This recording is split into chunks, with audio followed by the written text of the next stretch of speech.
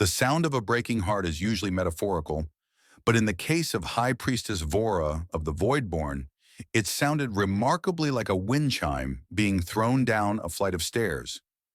Her hair, a magnificent cascade of semi-translucent, crystalline filaments, was vibrating. It wasn't the usual soft, melodic hum that indicated polite interest or the sharp ping of diplomatic annoyance. This was a sustained, discordant shimmering that made the air around her feel heavy and charged with static. She stood in the center of the atrium, looking for all the world like a statue carved from moonlight and regret.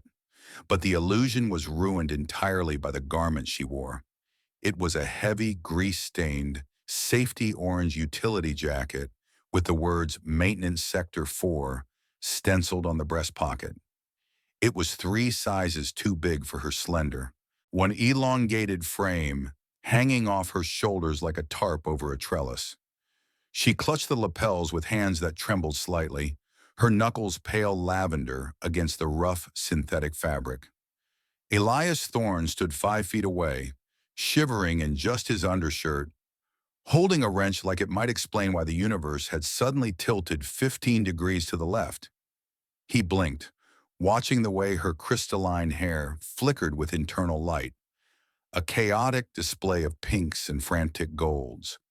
He didn't know much about voidborn biology, mostly just that they were tall, terrifyingly graceful, and usually smelled like rain on hot asphalt. He certainly didn't know that the cacophony coming from her head was the sound of a soul in absolute, catastrophic panic. He just knew that she looked at him with wide, a polished amber eyes that held a mixture of terror and devastating awe. Funny thing is, 3 hours ago, there was no crisis. There was no screeching hair or trembling hands. There was just a broken fan and a human who didn't know when to mind his own business. The Ethelgard Spire was supposed to be a triumph of intergalactic cooperation, a gleaming needle of diplomacy spinning in the void. In reality, it was a bureaucratic nightmare held together by duct tape and hope. The primary cooling unit for the diplomatic quadrant had decided to resign in protest that morning, plunging the entire sector into a stifling, humid heat that made the air feel like soup. Elias had been in the vents since 0600 hours. He was a low-level infrastructure specialist, which was a fancy way of saying he crawled into small or dirty spaces to fix things that people with shiny boots ignored. He was tired, he was covered in grime, and he was sweating through his coveralls. When he finally popped the grate and dropped down into the sacred meditation garden to check the auxiliary intake, he wasn't looking for royalty. He was looking for a glass of water and maybe a quiet place to sit for 30 seconds. The garden was wilting. The rare bioluminescent ferns were drooping in the heat, their glow dim and sickly. And in the center of the room, kneeling by a dry fountain, was Vora. She looked miserable. The Voidborn were creatures of deep space and cold nebulas. This heat wasn't just uncomfortable for her, it was oppressive. She sat with her long legs folded beneath her, her head bowed, her ornate ceremonial robes clinging to her damp skin. Her hair filaments lay flat and dull against her back, silent and gray.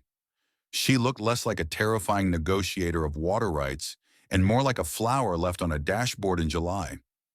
Elias didn't think. It was a flaw in his design, really.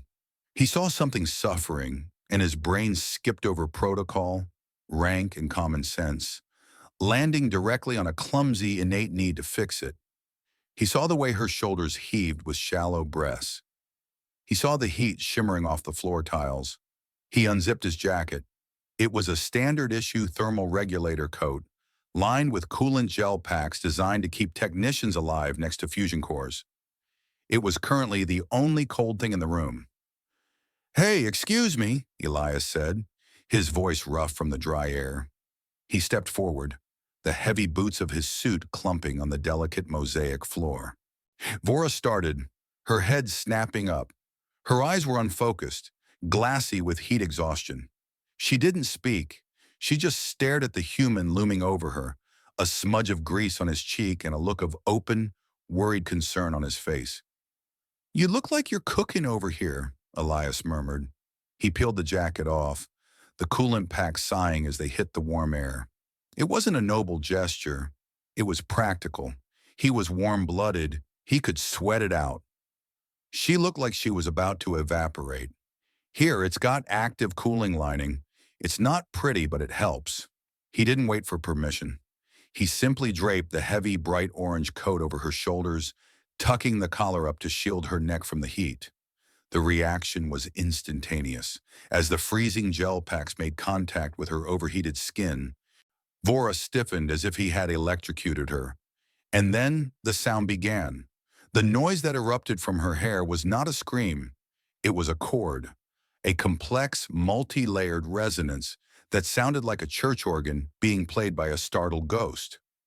The crystalline filaments that had been lying flat and gray suddenly flared with blinding, prismatic light, standing rigid and humming with such intensity that Elias felt the vibration in his own teeth.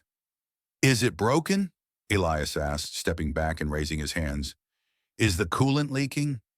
"I swear I checked the seals this morning."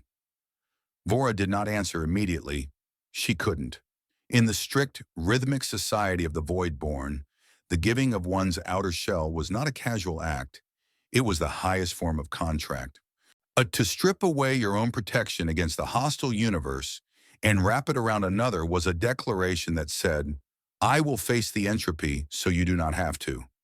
It was a proposal, a vow, and a diplomatic checkmate, all rolled into one grease-stained polyester package. Slowly, with the terrifying grace of a collapsing star, Vora rose to her full height. She towered over him, the orange jacket billowing around her like the robes of a bizarre, construction-themed deity. The sleeves hung past her hands and the hem dragged on the floor, but she pulled the collar tighter against her neck, bearing her chin in the fraying fabric. "You have divested yourself," she whispered, her voice trembling with a gravity that made Elias want to check his boots for gravity clamps. "Well, you have exposed your soft flesh to the thermal hostility to shield my form." "Well, yeah," Elias rubbed the back of his neck, feeling awkwardly underdressed in his sweat-damp undershirt. "You looked like you were about to pass out. Just keep it on until the intake fans kick back in. I can grab it later." He reached out, intending to adjust the shoulder where the jacket was slipping. Vora flinched back, her eyes widening into perfect shock saucers. Her hair let out a sharp, high-pitched ping. "Do not retract the offer," she said, her voice rising in panic. "The compact is sealed by the transfer of warmth. To remove the shell now would be... it would be war." Elias froze, hand hovering in midair. War? Over a jacket? He looked at her, really looked at her, and the absurdity of the situation began to fade, replaced by a soft, dawning realization. She wasn't just relieved by the cold. She was terrified. Beneath the alien poise and the shimmering light show of her hair, he saw the way she was clutching the lapels of his coat. Her knuckles were white.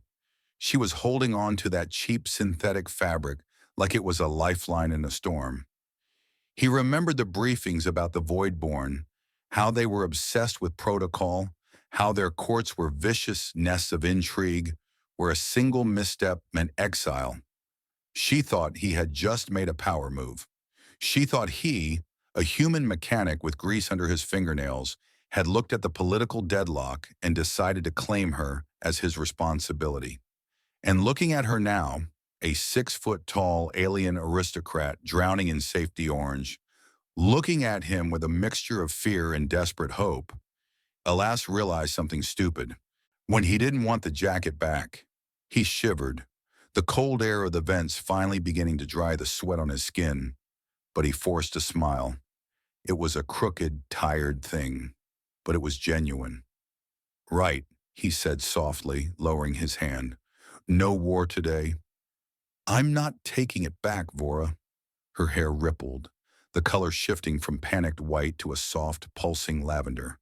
The screeching tones smoothed out into a low, contented thrum, like a cat purring in a cavern. "You sustain the claim?" she asked, sounding small. "I sustain the claim," Elias lied, having no idea what he was agreeing to. "It looks better on you anyway. Orange is definitely your color." It was not her color. It clashed violently with her violet skin and the elegant silver of her ceremonial sash. She looked ridiculous. She looked safe. A week later, the Ethelgard spire was still talking about it. The Council of Water Rights had been stalled for months, but when High Priestess Vora entered the Grand Chamber, the room fell silent. She moved with her usual regal elegance, her head held high, her crystal hair chiming with a song of absolute, unshakable confidence. And draped over her shoulders, worn over her silk robes like a mantle of command, was a battered, oversized safety orange maintenance jacket. From the back of the room, up in the gallery where the technician stood, Elias watched her. He caught her eye across the sea of diplomats. Vora paused mid-sentence. Her hair gave a single, distinct chim, and she pulled the collar of the jacket tighter. Elias zipped up his new replacement coat and smiled. He was going to have a hell of a time explaining this to HR. But as the High Priestess turned back to decimate her political opponents with the confidence of a woman who knew she was shielded from the universe, he decided it was worth the paperwork. In psychology, the endowment effect describes how people ascribe more value to things merely because they own them. Furthermore, if you pay a high price for something, your brain convinces you it must be valuable to justify the cost. The orange maintenance jacket is objectively a piece of garbage. However, Vora believes she bought it at the cost of her diplomatic freedom in a potential interstellar war. Because the social price was so high, her brain rewrites the value of the jacket. It is no longer dirty polyester. It is a sacred mantle of survival. This is why she wears it to the High Council. To her, it is the most expensive thing she owns. This is the mental discomfort experienced when holding two conflicting beliefs. To reduce this discomfort, the brain will invent a new narrative to make the beliefs fit together. Framing is how we categorize an interaction. Relationships are often defined by who is the provider and who is the receiver. Usually, a diplomat is the provider of power, and a mechanic is a servant.